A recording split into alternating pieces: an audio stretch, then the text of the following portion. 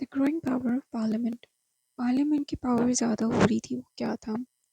Elizabeth I skillfully balanced her authority with that of Parliament. Elizabeth I जो थी वो काफ़ी स्किल थी, माहिर थी और उसने बड़े तरीके से लोगों को हैंडल किया था। जेम्स I उस तरह से नहीं था।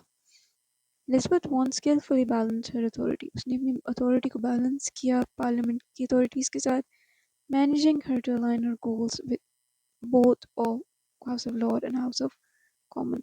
हाउस ऑफ कॉमन और हाउस ऑफ लॉर्ड के साथ उसने कोऑर्डिनेट करते हुए अपने मकासद को हासिल किया था।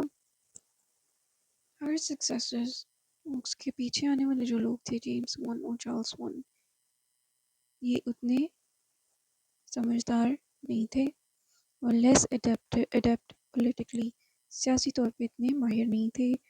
Fam believers in divine rights of Kings.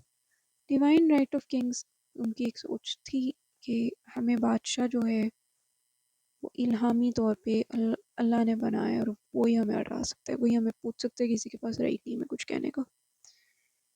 The belief that monarchs are appointed by God. क्या बिलीफ था, क्या यकीन था कि जी monarchs जो है उनको अल्लाह ताला ने, गॉड ने डायरेक्टली अपॉइंट किया है। दे रेजिस्टेड पार्लियामेंट कंट्रोल। पार्लियामेंट की सुनना, उनसे पूछना, मशवरा करना, ये गवारा नहीं करते थे। Charles I tried to govern without parliament when disagreements over religious and foreign policies arose. Religion का मामला हो, टैक्स का मामला हो, फंड रेजिंग का मामला हो या फॉरेन पॉलिसीज, गैर मुल्की ताल्लुकात के बारे में कोई बात करनी हो, तो चार्ल्स I ने, जो कि बेटा है जेम्स I का, उसने पार्लियामेंट को बिल्कुल साइड पे रखा हुआ था। उसने कोई मशवरा करना गवारा नहीं किया। ये तौर तरीके से 11 साल रखे। For 11 years he raised fund without parliament consent. मशवरे के बगैर पार्लियामेंट के उसने ये हरकतें की, but was forced to recall it due to the conflict in Scotland. लेकिन जब स्कॉटलैंड के फसाद इतने बढ़ गए तो इसको अब मशवरा तो किसी का चाहिए था। तब ये मजबूर हो गया कि पार्लियामेंट का इजलास को बुला सके, यानी पार्लियामेंट के मेंबर्स को बुलाए और उनसे कंसेंट करे। English civil war begins. अब सिविल वॉर होती है जो मुल्क के अंदर शुरू हो जाती है। अंग्रेज़ों की सिविल वॉर शुरू होगी। Charles I attempt to impose more ceremonial prayer book on Scottish Presbyterian Church sparked unrest and rebellion. Scotland का जो चर्च था, जिसको चर्च ऑफ स्कॉटलैंड कहते हैं, उसको प्रेस्बिटेरियन चर्च भी बोलते हैं, ये सेम चर्च है। उसमें अनरेस्ट और फसाद शुरू हो गया, लोग बेचैन हो गए, फसाद हुआ। क्यों? क्योंकि इसने फोर्स किया कि जो प्रेयर बुक है उसको बड़ा किया जाए, उसमें सेरेमनी ज़्यादा की जाए, यानी इबादत ज़्यादा की जाए। Scotland formed an army. Scotland के लोग जो पहले उससे तंग थे, उन्होंने अपनी आर्मी बना ली। एंड चार्ल्स नीडेड फंड, और चार्ल्स के पास कोई आर्मी नहीं थी, उसको फंड्स रिक्वायर्ड थे, पैसा चाहिए था टू रिस्पॉन्ड कि वो भी आर्मी अपनी बनाए। लेकिन पार्लियामेंट, जो कि उससे ऑलरेडी नाखुश थी, उन्होंने उसको फंड्स देने से साफ इनकार कर दिया। To provide money they refused, especially as many members were Puritans who opposed the king religious reforms. इसकी रीज़न ये भी थी, रीजंस दो थी। एक तो ये कि 11 साल तक उसने उनको पूछा नहीं, वो पहले ही नाखुश थे उससे। दूसरी रीज़न ये थी कि रिलीजियस डिफरेंस थे। किंग की अपनी सोच थी। क्या सोच थी जी? डिवाइन राइट्स, मुझे कोई नहीं पूछ सकता, सिर्फ अल्लाह के। फिर वो लोग थे पुरिटन्स थे, प्रोटेस्टेंट्स थे, बहुत पुराने स्ट्रिक्ट एक्सट्रीमिस्ट किस्म के पुरिटन्स थे वो, और उन्होंने उसका मजहबी तजाद था उनके साथ सोच को लेके, तो फिर वो उन्होंने उनको पैसे देने से मना कर दिया। Ireland also erupted in rebellion. अब आयरलैंड में भी फसाद शुरू हो गया।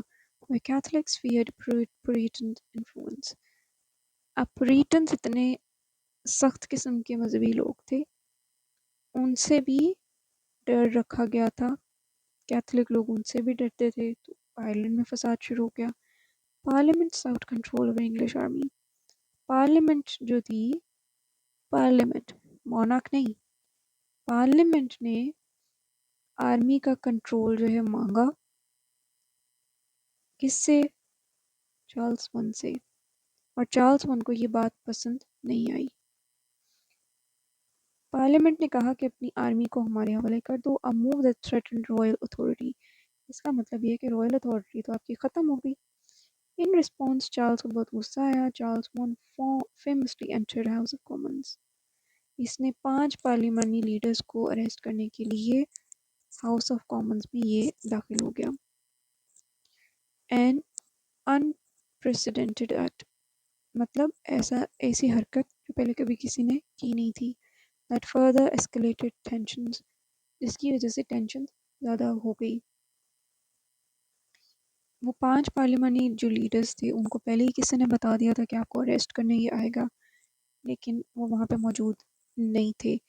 تب سے لے کر اب تک اب یہ رول ہے کہ ہاؤس آف کامنز کے اندر کوئی مونارک قدم نہیں رکھ سکتا۔ کوئین الزبتھ ہو، فلپ ہو، ولیم ہو، کوئی بھی ہو، ہاؤس آف کامن کے اندر ان کو جانے کی اتھارٹی اب نہیں ہے۔ By 1642 England was divided between supporters of king known as Cavaliers. C for Cavalier، C for Charles I۔ کیولیئر جو تھے وہ کنگ کے سپورٹرز تھے۔ 1642 میں ملک انگلینڈ ڈیوائیڈ ہو گیا دو میں، 2 طرح کے سپورٹرز، ایک کنگ کے سپورٹرز تھے اس کو کیولیئرز کہتے تھے، اور جو پارلیمنٹ کے سپورٹرز تھے ان کو راؤنڈ ہیڈز کہتے تھے۔ Marking the start of English war, اور اب جو ہے کھلم کھلا انگلش سول وار شروع ہو گئی۔ Oliver Cromwell and common wealth, یہ ہم نیکسٹ میں پڑھتے ہیں۔